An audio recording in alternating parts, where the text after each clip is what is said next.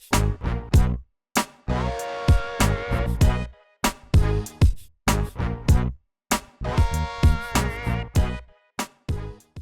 welcome to another SUPboarder video. This time we've got two inflatable paddleboards from Bluefin. They're inflatable touring boards, the Sprint 14 and the Sprint Carbon 14.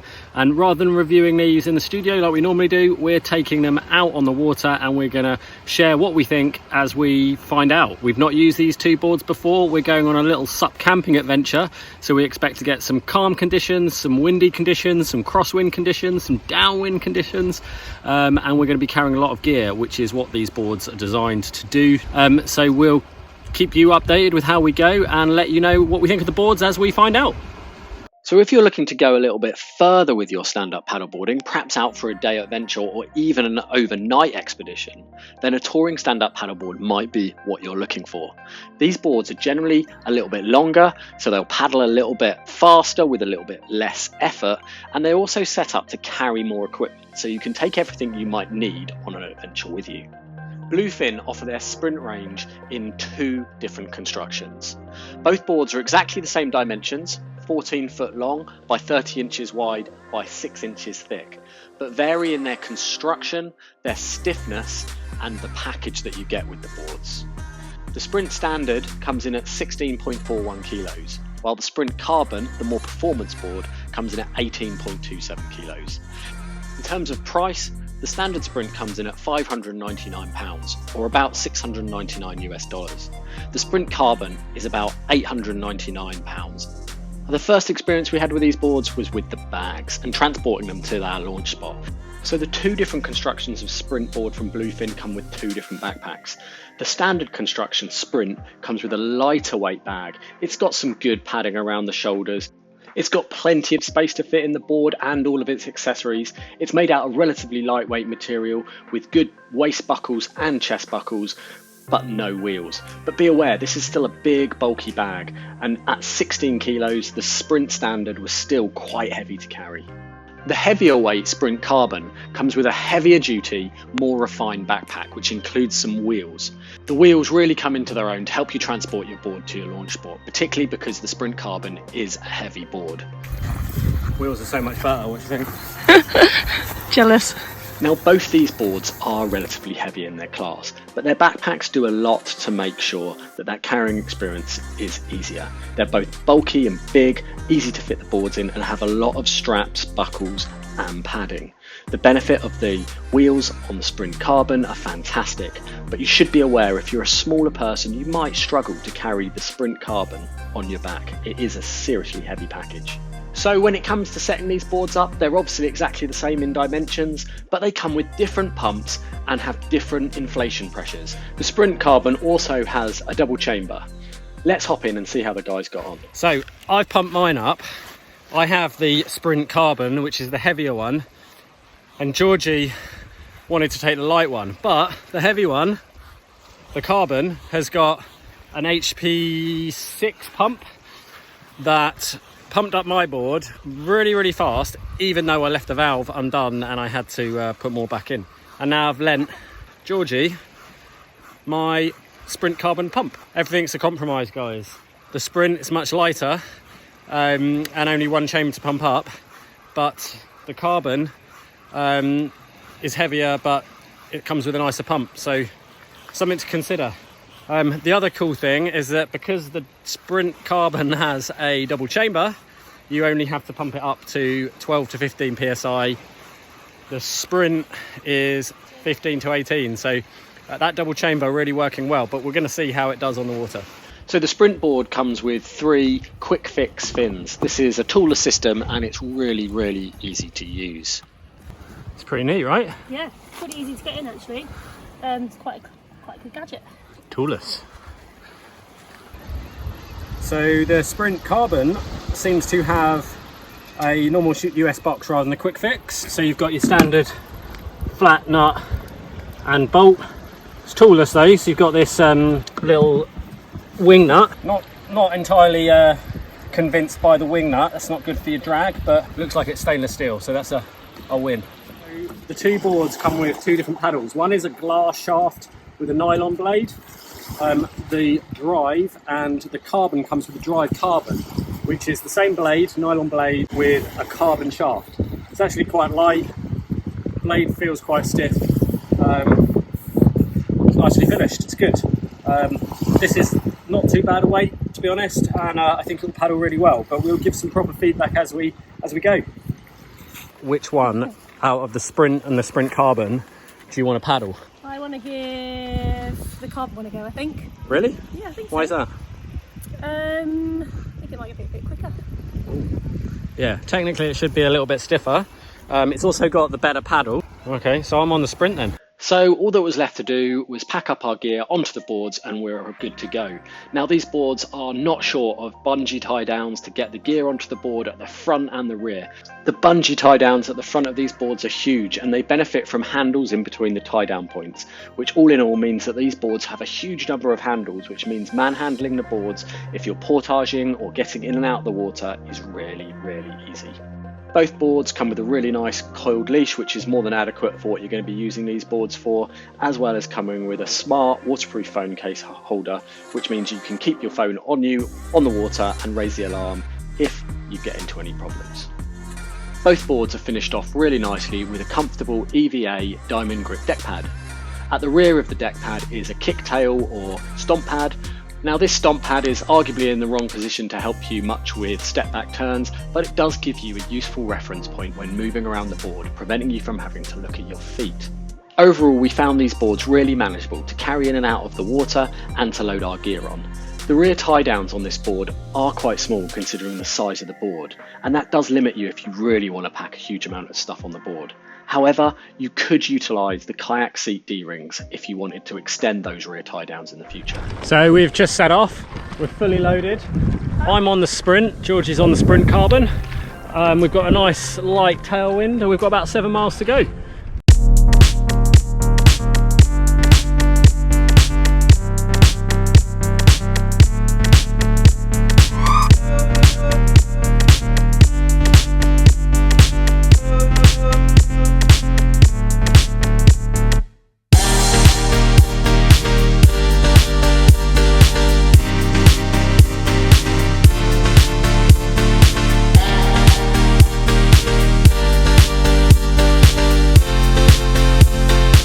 So it's a pretty busy day on the water today, so we're getting some really good choppy water to test these boards in. The weight of them is quite nice because it's they just sort of have a lot of momentum and push through the water really nicely. But I definitely am noticing that there's more flex on the Sprint, and the Sprint Carbon just looks much more solid in the water. But yeah, great testing out here and it's a lovely day.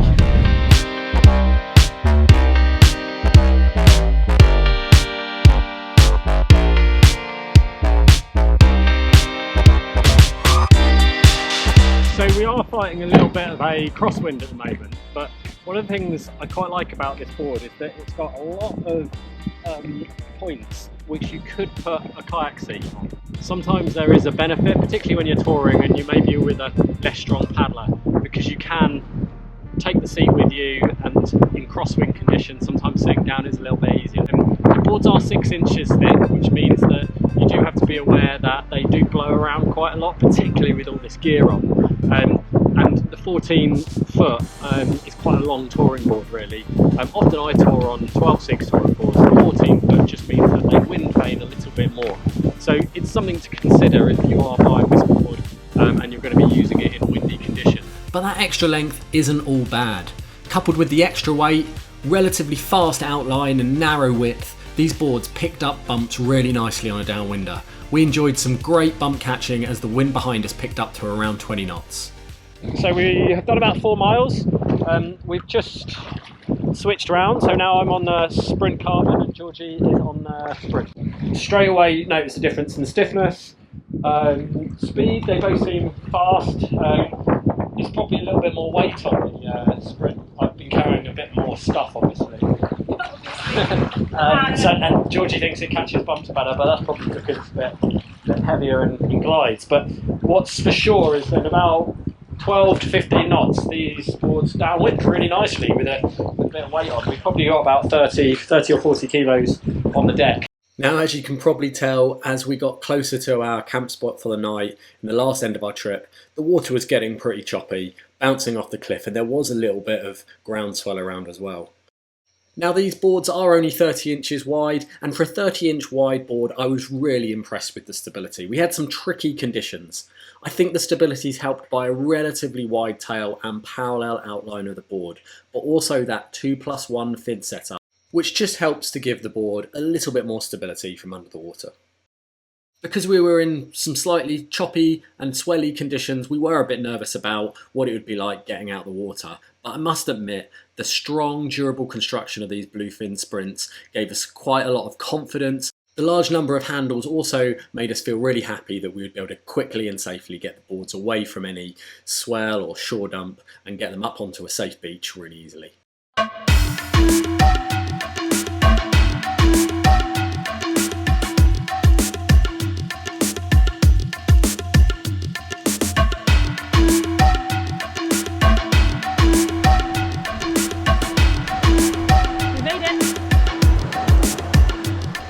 We haven't got a lot of space. We can dig out and put the tent in there. You can hear the sound of the thing. I think we'll be safe from the water because you can tell from the seaweed. So this is super dry, so that hasn't been wet. This is super dry. So after the first afternoon of paddling, about 7 miles, we reached our destination. We'd been given some relatively challenging conditions, and these boards performed in a really good way. They've got a relatively flat rocker line which gives them plenty of speed, and their outline shape means that the boards have a really good stability for their width. We were going to look forward to different paddling conditions in the morning, but all that was left to do now was enjoy the evening and set up camp.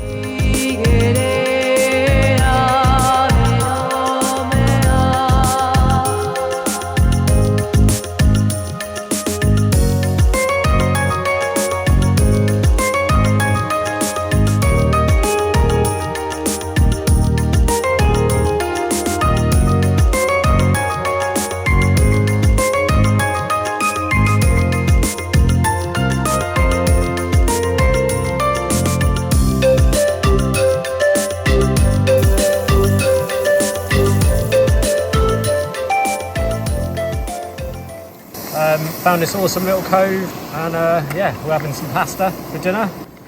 Yeah, with lots of chorizo and veg. Yeah. Yum, yum, yum. So, what do you make of the two boards? Yeah, both really fun. Both for this type of touring, really good. They carry a lot of stuff. They're a little bit heavy, but super durable. There's lots of differences between the two. I think you do get quite a lot more for your money with the Sprint Carbon. You've obviously got a better bag, better pump, much more stiff board. You also get an improved paddle. Carbon shaft paddle is really nice. To be honest with you, the Sprint paddle is alright, you know, pretty nice, not too heavy. But yeah, both two good touring boards, really good, fast. And we just had a really good downwinder on them, so happy days.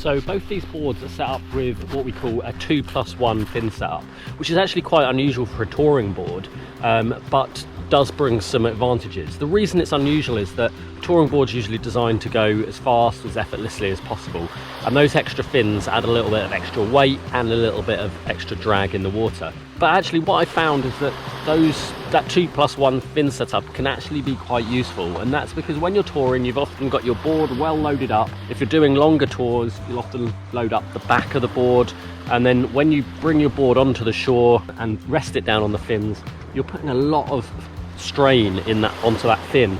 I always worry that that can break the fin box or even break the fin. What happens with the two small fins is that it rests on the sand, takes the pressure off that centre fin, preventing the need to have to take out the centre fin if you're coming in and out of the water a lot. Works really well. Doing that type of touring, it's something that would be a really good positive from using this board. Other benefits is that it gives you the option, if you can find a smaller fin that will fit into that rear centre box, to run shallower rivers and still have enough directional stability. So the 2+1 on the touring board is something that can work quite nicely if you understand what it's good and it's bad for. So one of the big negatives with this board, well, both these boards, is that the handles aren't really in the right place. And it's a shame because it's such a good, solid, padded handle, and with such a big, heavy board, you want it to be in the right place. So on the second day of our paddle expedition, we were treated with completely different conditions. Flat, calm, sunny, absolutely perfect. We spent about 7 miles of paddling, switching around and gaining feedback on the products. We both felt that they tracked extremely well in a straight line. That's due to the parallel outline and the 2+1 fin setup. Now, one of the key differences between these packages is the paddle. The Sprint Carbon coming with a carbon fibre shafted paddle and the Sprint coming with a fiberglass shafted paddle.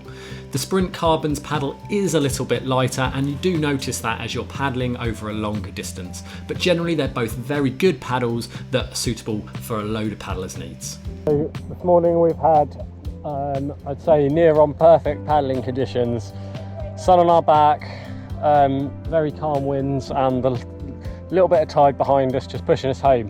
So we've done about 4 miles now of about 6.5, 7 we think, and it's beautiful. We're looking forward to an ice cream when we get home.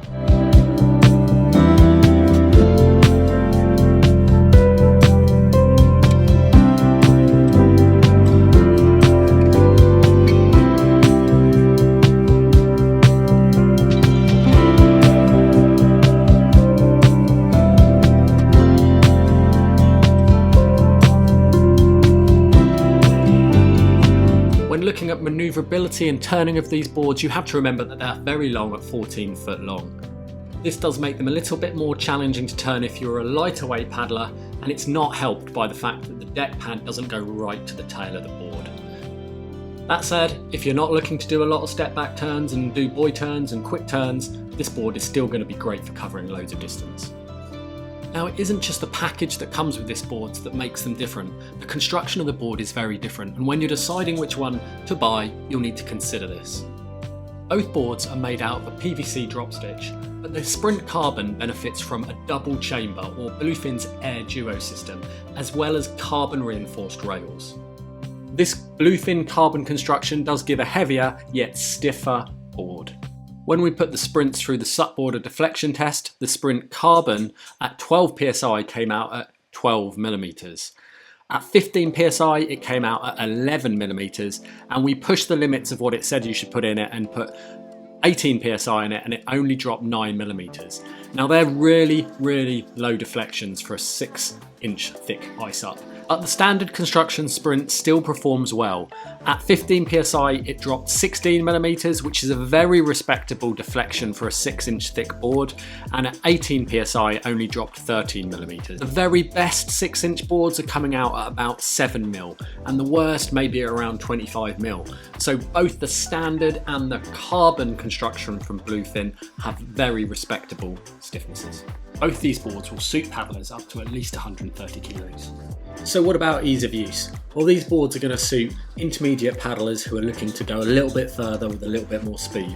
Bear in mind both these boards are 30 inches wide, so a little bit narrower than your average getting started board. They're also longer, which can make paddling faster, but also harder to turn and steer and manoeuvre. Now these boards are going to suit paddlers who want to perhaps go further or go on longer expeditions. Both these boards have got loads of different options for packing equipment onto your boards, so they're suitable for longer adventures as well as just day excursions. If you want to carry this ice up between paddle locations or expedition locations on your back, then I would certainly consider the lighter weight Sprint rather than the Sprint Carbon.